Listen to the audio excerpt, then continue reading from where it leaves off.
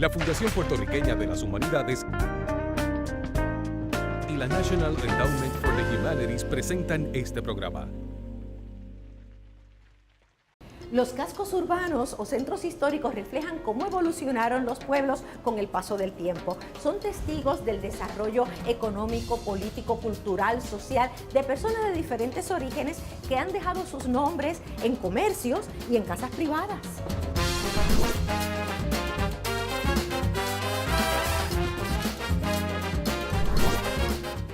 Juan Ponce de León, el primer gobernador de Puerto Rico, estableció en Caparra en 1508 el primer poblado. El poblado era de barracones de madera y yaguas, incluida la iglesia. La única estructura en piedra era la residencia del gobernador. De este poblado solo quedan las ruinas que hoy son museo.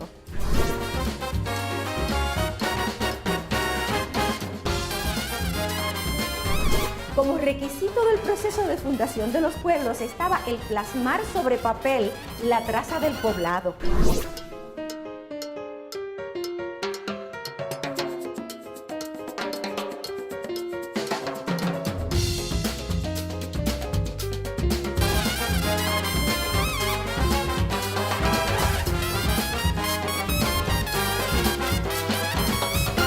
Saludos amigos. Hoy comenzamos la serie de programas Los Cascos Urbanos Hablan, que nos llevará en un recorrido por los centros históricos de varios pueblos de la isla.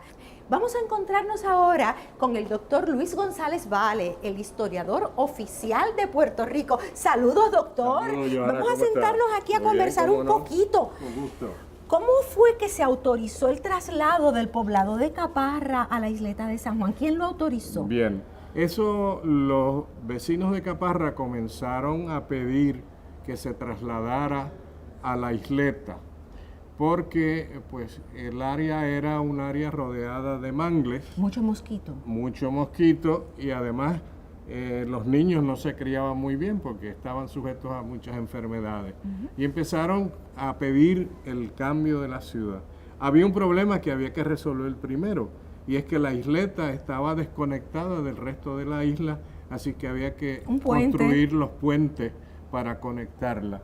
Y el traslado finalmente fue autorizado por los frailes jerónimos que vinieron a gobernar en la Española. Curiosamente, Ponce de León se opuso siempre al traslado. Pero con la iglesia hemos topado. Ya. Y nunca vivió en la isleta. Él permaneció en su casa fuerte de Caparra hasta sus últimos días. ¿Y cómo fue que se formaron los pueblos en Puerto Rico? Bueno, los pueblos se formaron gradualmente. En el siglo XVI se van a establecer básicamente tres pueblos que perduraron. Uno fue Caparra en 1508, la Villa de San Germán en 1510, y ya hacia finales del siglo, en la década de los 70, la Villa de Cuamo, que es el tercero de los pueblos fundados en la isla. Hubo una fundación que hizo Cristóbal de Sotomayor, que se llamó la Villa de Sotomayor, pero esa fue destruida por los indios en la rebelión de 1511 y desapareció. ¿Y cómo fue, cuáles eran las características de estos pueblos? Bueno, a partir de la década de los 70, el rey Felipe II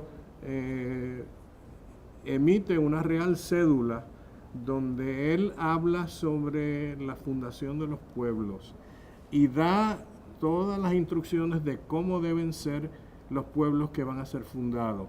O sea, que es la primera, podríamos decir, ordenanza de planificación que se conoce. Planificación urbana primitiva. Planificación urbana primitiva. ¿Y tenían que tener qué cosas? Bueno, tenían que tener una plaza mayor. Usualmente en uno de los costados de la plaza estaba la iglesia y en el lado opuesto, generalmente, aunque no siempre fue así, estaba la Casa Real, o la Casa del Rey, donde estaba el Cabildo, que era el gobierno de la ciudad. Si vemos hoy día la Plaza Mayor de San Juan, verán que sí, la Casa Real está en uno de los costados porque es la Casa del Cabildo, que es del siglo XVIII, pero la catedral está en otro lugar. O sea que no se siguieron las reglas muy exactamente. En el momento en que se funda la catedral todavía no se habían dado las ordenanzas de poblamiento de Felipe II. O sea que ahí la distribución fue más bien espontánea. Y tenía que ver la fundación de la catedral con el desembarcadero que estaba a la salida de la puerta de San Juan. ¿Tomaban en cuenta las brisas, el sol, la topografía de los lugares? Eso es así.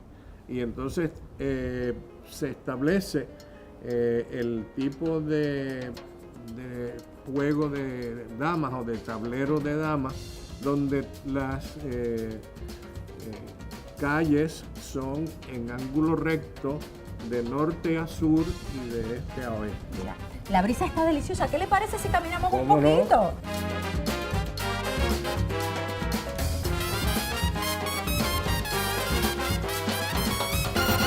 Los edificios que componen los centros urbanos o los cascos urbanos nos hablan de la relación arquitectónica de sus fundadores con sus comunidades de origen. ¿Y por qué tenía unas instrucciones específicas del desarrollo de los pueblos? Bueno, es que buscaban que hubiese, primero, un cierto grado de uniformidad y que hubiera también unas estructuras ya debidamente programadas para que el patrón de las ciudades fuera muy similar. Si nosotros vemos las ciudades en las partes antiguas, en otros lugares de Hispanoamérica, vamos a ver que tienen la misma estructura que la que tienen las ciudades que se fundaron aquí. Ustedes los historiadores, ¿a qué libros recurren para investigar sobre este desarrollo urbano de nuestros pueblos? El ordenamiento poblacional que está recogido en esta cédula se puede encontrar en las recopilaciones que se han hecho a través, por ejemplo, el primero fue el celudario de Encina de finales del siglo XVI, pero la más conocida es la llamada recopilación de las leyes de India de 1680. Donde se establecía exactamente cómo llevar a cabo la construcción del poblado. Y ahí está incluido todo lo que aparece en la cédula de Felipe II, está incorporado ahí en esa recopilación.